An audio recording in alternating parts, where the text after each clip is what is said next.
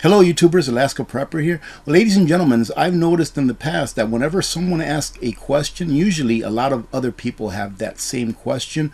So I like to pull questions from our live streams so that I can go ahead and do a video and answer those questions, and hopefully not only will it answer the question of the person who asked it, but of people that might have been thinking that same question and just didn't ask. So let's start with the first one. And this person I noticed asked that question a few times during the live stream. It was from Grace Walters. What is that white thing behind you? I believe that they're talking about that. That's an air filter, ladies and gentlemen. Right now, during this time of the year especially, there's a lot of spores in the air, and they actually are small enough that they make it through the screen on my windows, and I like to leave the windows open during the summer, so I have that air filter going on whenever I'm not in here. All right, so the second one from Whiskey Prepper. Do you know anything about the EcoFlow Delta Pro EV Recharge Bundle for sale at Costco? I actually looked that up, Whiskey Prepper. I took a quick look at it and I think it's a good deal. It comes out a little pricey at about 83 or 86 cents, I think, per watt hour of storable energy. However, there's a lot of other things on this machine that really make up for those extra few pennies per watt hour than what you would pay in other models, and it's this.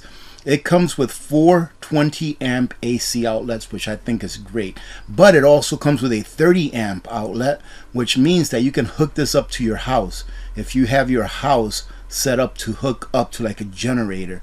All right, it has 3600 watts of continuous power, which I think is great.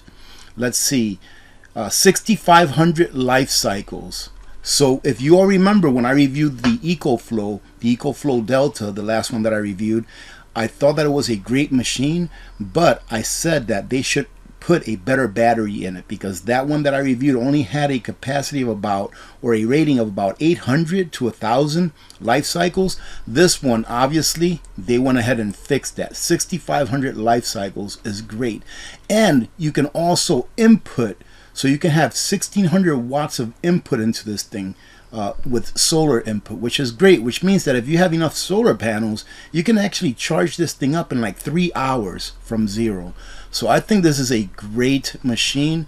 If they had one near here, if they had one like here at the Costco here, or if they would deliver it here, which I don't think they do because I've tried in the past, I would definitely look into getting something like this. This is a good quality machine, in my opinion, not having put hands on one. Thank you for the question.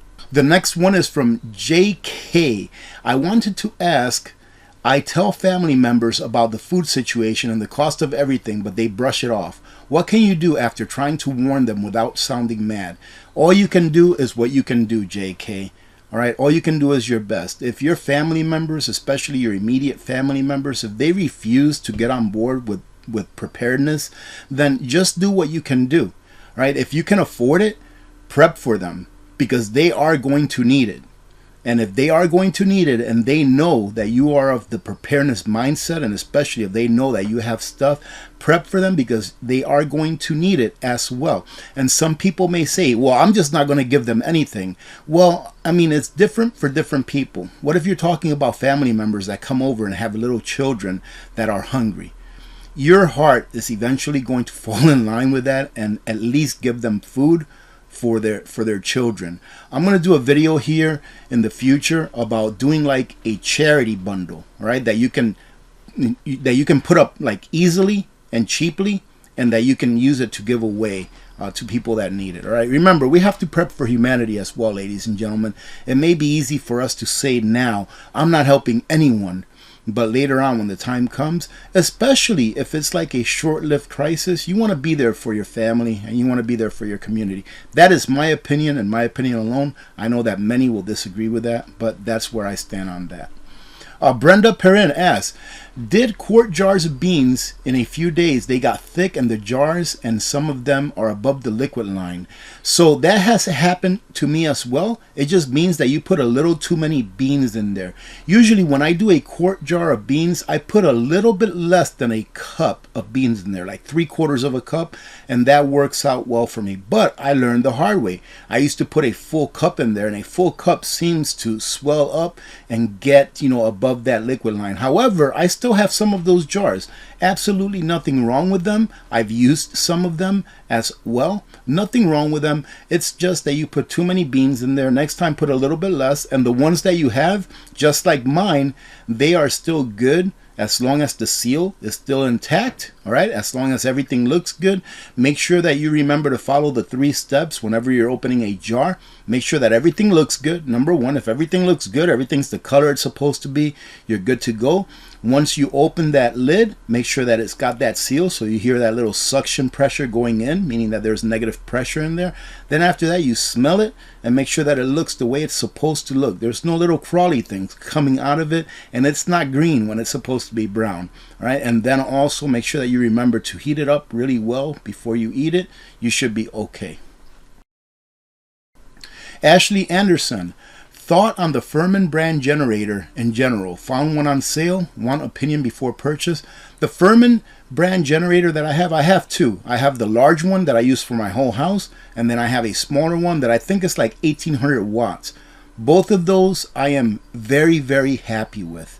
Some people would say that instead of buying a cheaper brand generator like that you should just save up and buy something like a Honda. But what I think about that is this: I don't use those generators all the time, every day. I use them for emergencies, so they're not being used and worn out, like in a quick pace, because I don't use them all the time, every day. I believe that I used my big house Furman generator this last winter, probably for a total of about 40 hours or so, because we lost power for almost 2 days at one time, and then I used it a couple other power outages that were like 6, 7, 8 hours. So it wasn't that long that we used it for, so it's not going to wear out that fast. So I think that at that price for a generator that big, pretty good quality in my opinion. All right, and it's dual fuel. It's actually triple fuel, tri-fuel, the one that I have, but we don't have natural gas here. We just have LP and gasoline. I think it's a good brand generator. It does what it's supposed to do, and that's what really matters. So I do recommend that if you're looking at that generator, I recommend it because I think it's a good generator.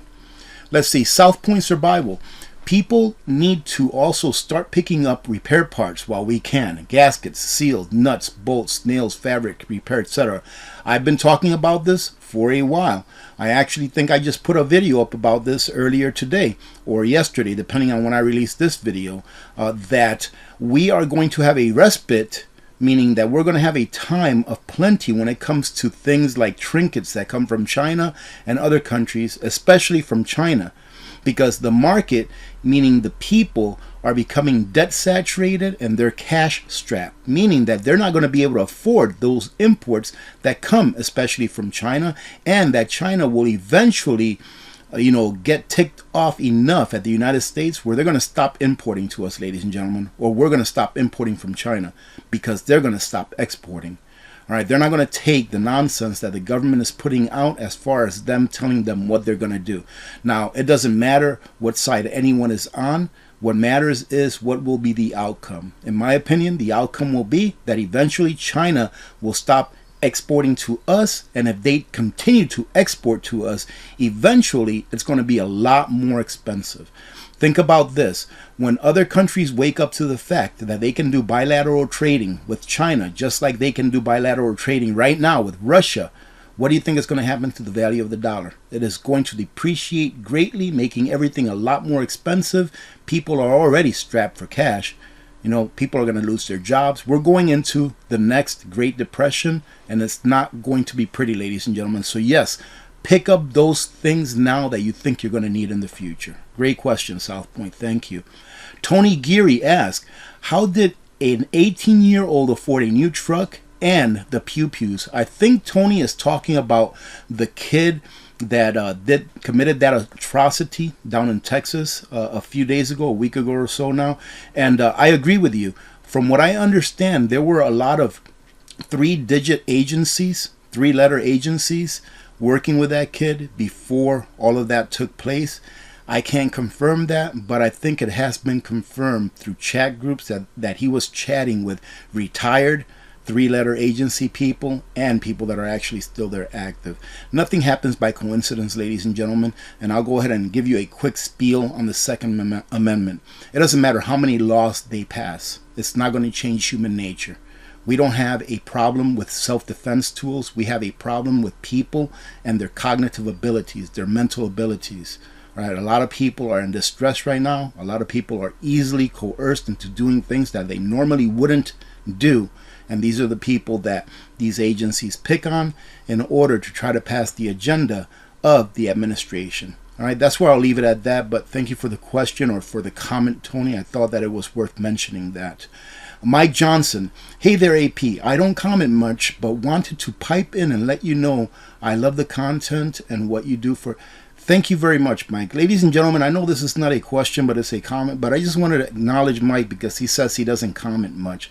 Thank you very much, and I want you all to understand, especially you, Mike, since you don't comment much. I wish that you would join us on our lives and become part of the conversation, but thank you very much for that. It's because of you, ladies and gentlemen, that I'm able to do the things that I do. I will always remember that, and plain and simple, it's because of you. So thank you very much for all of your support, and thank you, Mike. Deborah Witkowski.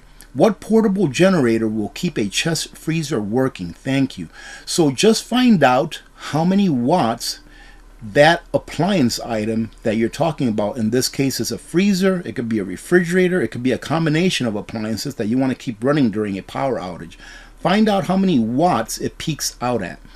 What I mean by peak out at is that normally my freezer refrigerator, you know, I have a side-by-side, normally it runs at about 170 watts when it's running steady, but it has a surge of about 450 watts. So what I like to do is I like to get a generator or a solar generator that has a continuous output of watts of double what I need. So for example, to run everything in my house that I need during a long-term power outage, I would need roughly about 3,000 watts continuous.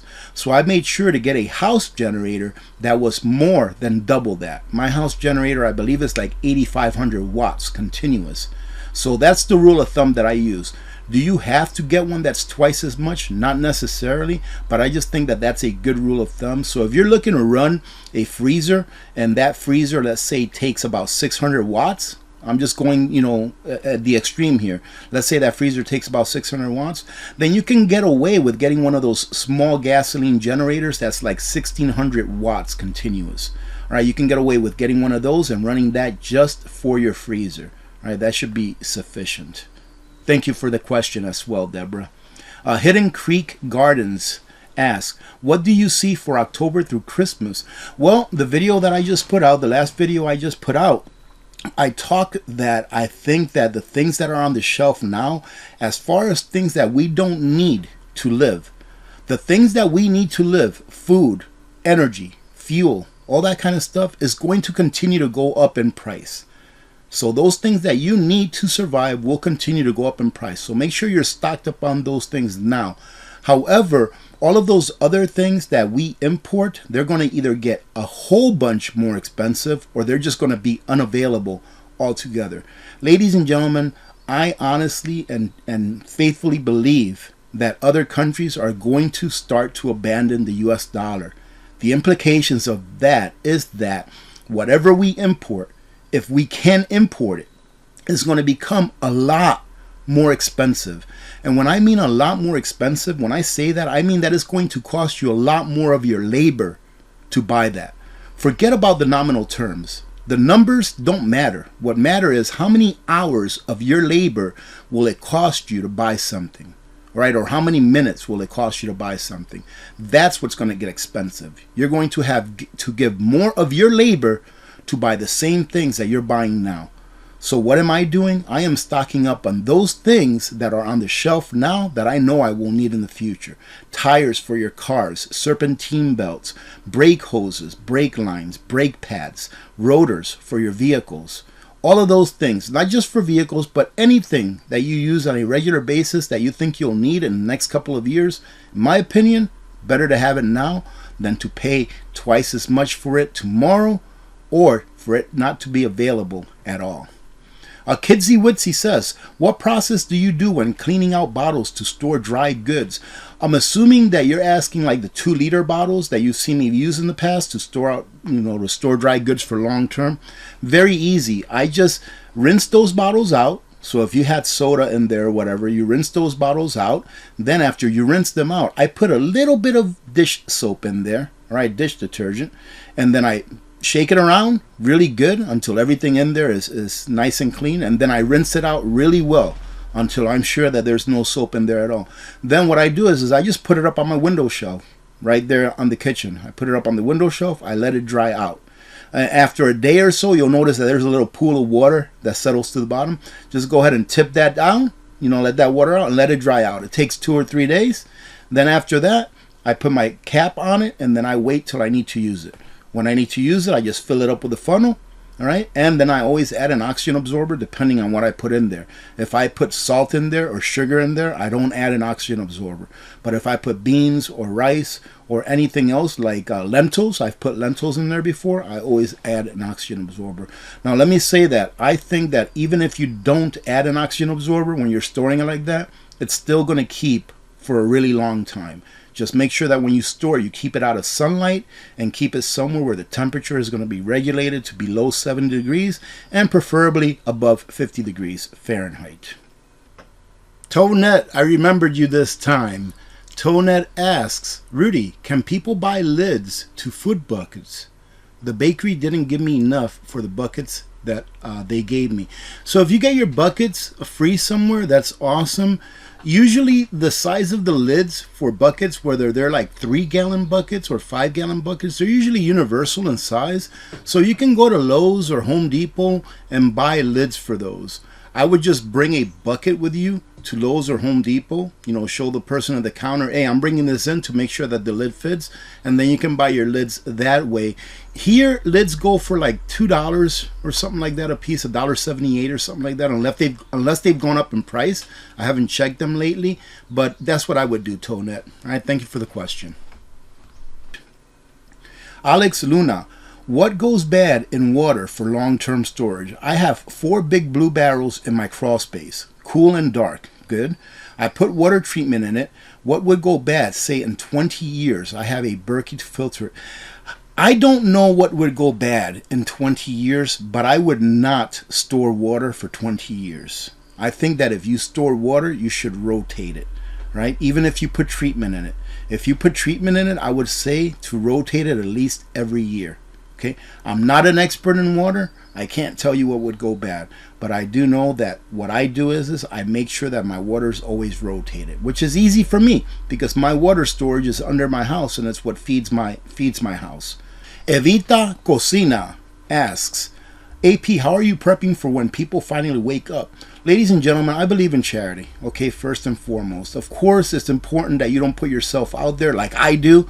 Right? Everyone in Fairbanks that watches my channel knows Alaska Prepper and knows that Alaska Prepper has preps. So what do? Second location is very important. And I don't mean the food bank, but a second location is very important. If you don't have a second location, find places where you can hide extra food as a contingency around your house or around your property.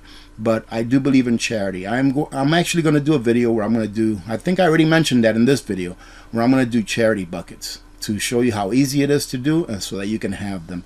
So I believe that when people finally wake up and they're in distress, I will help those that I can as much as I can. However, I will put myself in a position where if I have to defend what I have, that I can defend what I have.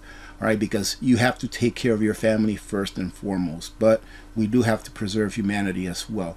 So when people finally wake up, what's going to happen is I'm going to sit back and I'm going to watch it on YouTube, people fighting and panic buying all over the stores, because I'm not going to put myself in that position to go out there and compete against people that are desperate. That's why we prepare, so we don't have to compete against people that are desperate. However, I believe that after any crisis is over, humanity still has to be intact. And for you to be able to help your fellow human being during a time of crisis, that to me is important. I'm not saying that you'll be able to do it all the time, but do what you can when you can. And remember, that the Second Amendment is there for a reason, so that you can protect yourself against any dangers, not just against governments, but against any kind of danger, so that you can protect yourself and your family. The last question is, how do you store your potatoes? And this is coming from Pamela White, and she asks, mostly instant? Yes, I like storing potatoes in instant potatoes, you know, like the powder or the flakes. And the reason why I like storing it is because it lasts forever. As long as it's properly stored and you have your oxygen absorber in there, good temperature control, away from rats or mice or any kind of rodents, no sunlight hitting it directly, potato flakes will pretty much last forever. It's a very dry product, and as long as there's no oxygen in there, it should be good to go. Let me check. I didn't miss any questions. I wanted to go ahead and say thank you to a few of our new members that joined in during our last live stream. So thank you very much to Donna. I'm not sure if I caught you during that live stream or not, but thank you very much for joining the Ladies and Gentlemen's Club. Having said that, I do want to go ahead and reiterate something that I talked about during our last live stream, ladies and gentlemen. Ladies and gentlemen, the times that we're going through now, a lot of people are cash strapped. Please do not join the club, the Ladies and Gentlemen's Club or Patreon, if you don't have all your preps. If you have all your preps and you have everything that you need and you want to support what I do by joining the club, pretty much all I do, ladies and gentlemen, is I offer our club members one live stream per month, which is usually the very first Sunday of every month. So actually this Sunday coming up, we will have a live stream just for our club members after our regular live stream on Sunday. All right, ladies and gentlemen, so all you're doing here is just supporting what I do, taking an extra step to support what I do, and I truly do appreciate it. But if you don't have all your preps, please get all your preps. No hard feelings if you have to get out of being a club member for any reason. No hard feelings at all. All right, I want to make sure that you are prepared and that you are taken care of first. But thank you very much for your support. I truly do appreciate it. So thank you very much, Donna. And our next one was Patty C. So Patty, thank you very much and welcome to the Ladies and Gentlemen's Club. Truly appreciate your support. And Big Bad John says, stay positive and listen to AP. Well, listen, ladies and gentlemen, I agree 100% with Big Bad John when he says stay positive. And I appreciate that you listen to what I say, but more importantly, go out there and validate for yourselves what I'm saying, okay? Because I'm not perfect. I am not perfect. And sometimes I'm wrong, and whenever I am wrong and someone calls me out or I identify that I said something wrong, I will come out and let you know. I'm not perfect, but validate for yourselves those things that you hear me say. That way you are comfortable with the actions that you are taking on your own behalf and the behalf of your family. All right, so thank you very much, Big Bad John, for that. And ladies and gentlemen, I want to thank you all for being here. I want to thank you all for your support. And stay positive, just like Big Bad John says. We are going to be going through some serious times, and that's just all there's to it. There's no candy coating it, but we can make it through it. Humanity is still here, right? Take a look at history and look at all of the bad things that have happened in history, but we are still here. We will make it. But the question is, will you be prepared for that next crisis?